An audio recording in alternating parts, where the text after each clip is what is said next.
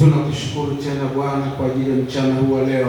Watoto wako Jehova wa kike na wa kiume tayari Bwana tuko mbele za uso wako, tumeketi magotini pako tukiwa na shauku na kiu tena Bwana ya kusikia na kupokea mchana wa leo. Mungu wa mbingu na nchi, na mtumishi wako Bwana, liko neno ambalo Bwana ameweka ndani yake kwa ajili ya kutulisha mchana wa leo. Mfalme unaishi na kutawala, ndiposa Bwana tunamwinua mbele za uso wako tukiomba neema yako na nguvu zako Mungu wa rehema zikawe juu yake, mafuta yako mabichi Mfalme ali hai yakamiminike juu yake Bwana, ukimwezesha kunena lile ambalo Jehova umetukusudia watoto wako mchana wa leo. Weza na nguvu zako Mungu ni hayo kawe juu yake katika jina la Yesu Kristo, na kwa mamlaka ya jina la Yesu ninanyamazisha kila kilicho kinyume na kusudi la neno lako mchana wa leo katika jina la Yesu Kristo wa Nazareti. Kila falme na mamlaka vyote vikapate kumtii Kristo, nasi Bwana tuko tayari kusikia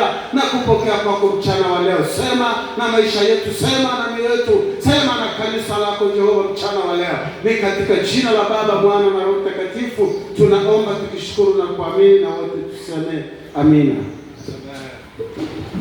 Bariki sana mchungaji.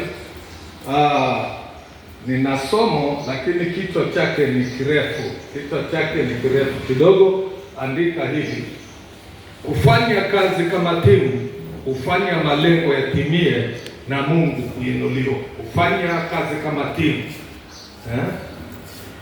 kufanya kazi kama timu, kufanya malengo yatimie na Mungu kuinuliwa. Kuna mambo mawili makuu tunapokuwa katika timu. Tutaangalia timu ni nini.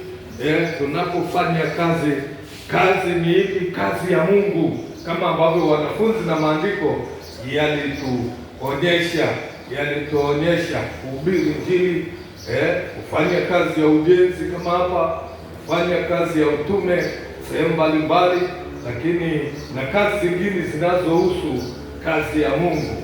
Andiko la kutuongoza ni Wakorintho wa kwanza ule mlango wa 12, wale mafafanuzi juu ya karama zile ambazo Mungu anatupa.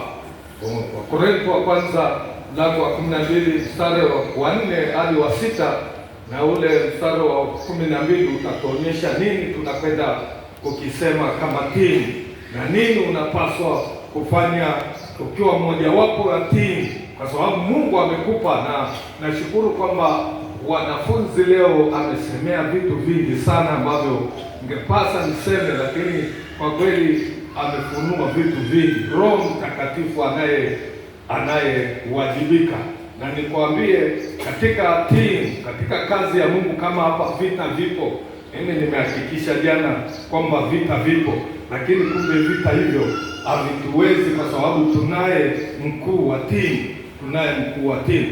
Wakorintho wa kwanza 12 mstari wa 4 hadi wa 6, tutaruka tutamalizia ule wa 12 mmoja tu. Kuna zile pointi nataka tuchukue pale. Neno la Mungu linasema hivi: basi pana tofauti za karama, bali Roho ni yeye yule. Tena pana tofauti ya huduma, na Bwana ni yeye yule. Kisha pana tofauti ya kutenda kazi, bali Mungu ni yeye yule azitendaye kazi zote katika wote. Mstari wa 12 anasema, maana kama vile mwili ni mmoja, nao una viungo vingi, na viungo vyote vya mwili ule navyo ni vingi, ni mwili mmoja, vivyo hivyo na Kristo. Sisi ni mwili wa Kristo, lakini tumepewa karama mbalimbali ambazo tunapenda kuzisemea kwamba hizo ndizo tunazotaka tuzitumie tukiwa kama timu, ili timu isiweze kuyumbishwa, jambo lisiweze kuyumbishwa. Ni lazima tushikamane kama timu ambayo wetu au mwalimu wanafunzi alisemea mambo mengi. Kwa hiyo timu, mambo tuliyosemea hapo ni mambo yanayoinua timu iliyo mzuri. Na timu iliyo mzuri ubeba karama mbalimbali, karama ambazo huwezi kumpa mtu mmoja. Timu ni zaidi ya watu wawili watatu, kama Bwana alivyosema, walipo wawili watatu kwa jina lake yeye yumo. Sasa timu ni watu wanaokuwa wengi wanakusanyika kundi lililokaa pamoja kwa kusudi moja, wakitegemea jawabu moja.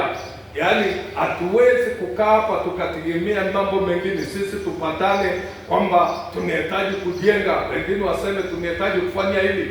Mimi ingekuwa ni kama mimi hata hili ya kumwenzi mchungaji kasema tumepatana, basi sisi tunataka kuwa tunafikia final ya jambo hili ambalo ni nzuri, linahitaji finishing, linahitaji mambo makubwa, lakini sisi tunaweza kwa sababu tumeshapatana kwamba sisi ni timu. Na nikatoa timu ya mpira. Timu ya mpira inaunganika, naweza kawa watu wanaoingia pale ni 12, lakini wanakuwepo na wengine benchi. Sasa timu ina kusudi moja tu. Ukiona timu ya mpira kusudi lao ni kushinda, ushindi kokote watakapokwenda. Hakuna timu ambayo inaweza ikaitwa ni timu alafu ikaenda alafu ikasema sisi tunataka kushindwa. Tunahitaji kushinda, na kama timu mahali hapa kama kanisa, maanake sisi tunahitaji kushinda yale ambayo Mungu ametuelekeza, Mungu ametupa ili tuyatendee. Na ndiyo sababu ya kufanya kazi, kuunganisha karama zile ambazo wewe na mimi na mwalimu wa wanafunzi wa maandiko akasema ya kwamba hawezi kwa kufanya mtu mmoja kila jambo. Hata huyo Paulo ambaye alikuwa na karama nyingi, ndio sababu alikuwa anasaidiana na kina Barnaba, anasaidiana na kina Timotheo, wakina Tito na wengine wengi, alisaidiana. Kazi ya Mungu ikawa imeongezeka. Kanisa tulilojifunza la Antiokia pale likawa ni kanisa la umisheni lenye kueneza, kwa sababu walishikamana kama timu. Na sisi wana Karmeli ni wajibu wetu kushikamana kama timu.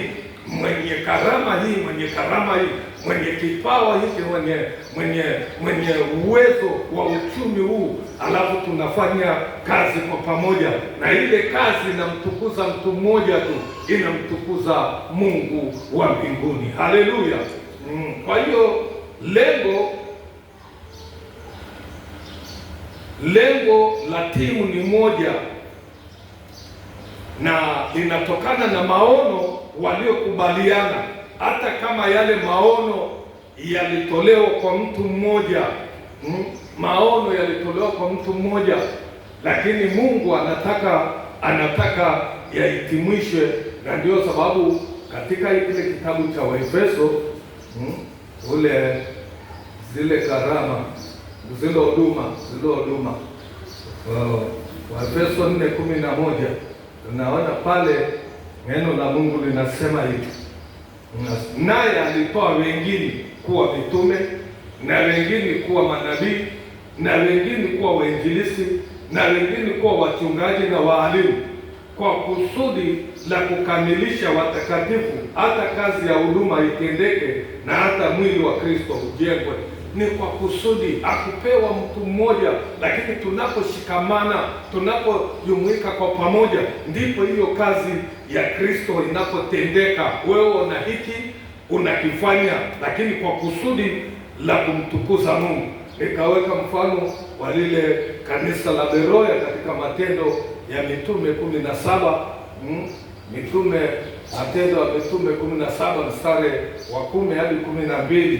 Wale walisikia wakalitafakari, walipolipata lililetwa aidha na mtume mmoja au mtume wawili watatu, wakati walivyoweza 10.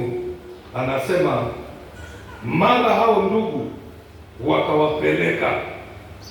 wakawapeleka hao ni wale waliokuwa wanahubiri wakina Paulo wakati huo, wakina Paulo.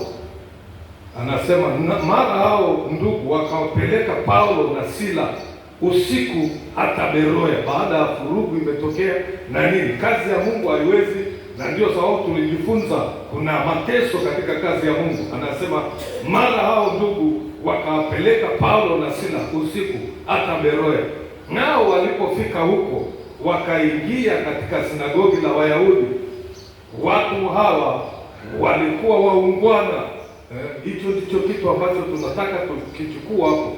Watu hao walikuwa waungwana kuliko wale wa Thesalonike, kwa kuwa walilipokea lile neno kwa uelekevu wa moyo, wakayachunguza maandiko kila siku waone kwamba mambo hayo ndivyo yalivyo.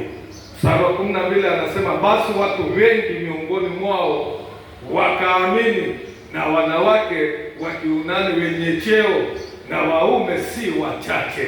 Pamoja na kwamba waume huwa wanakuwa ni watu ambao wanatafakari sana na maamuzi yao ni magumu, lakini timu ikinia mamoja ikasimama na karama zikatenda. Huyu kama tulivyoona picha ya yule mama kule kwenye wanafunzi na maandiko, anasema haijalishi katika matatizo gani nitaihubiri Injili. Anasimama. Hata wale waliokuwa wanamchukia mwisho watampenda tu, kwa sababu wataona kwanza ule ukakamavu